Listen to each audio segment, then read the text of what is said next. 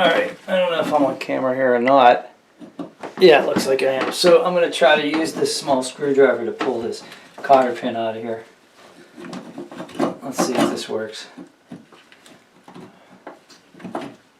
No, I don't think it's going to work. So you bend the tines. So I'm bending the tines with my bare hands here, which, because I have gloves on, it's not so bad.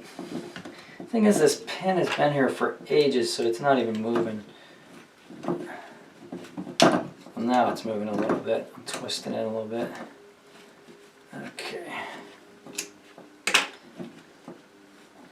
what I need really is a pair of pliers. I have some vice grips in the other room here. Hang on one second while I go get them.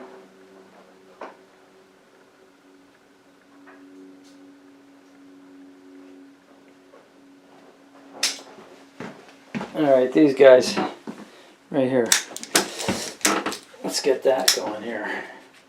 Let's see if I can just tear this thing out. So first I'll push the pins together, and then I'll pull from this side. And that's going to do it. So, alright, so leave this dangling out of the hole for now. I'm going to take this guy to the hardware store.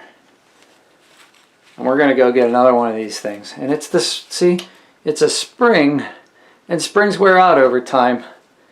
This thing's probably been there for years.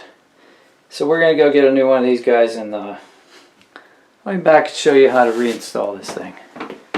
First time I'm doing this, by the way, guys, so anybody can do it if I can do it. Alright, I'll see you later.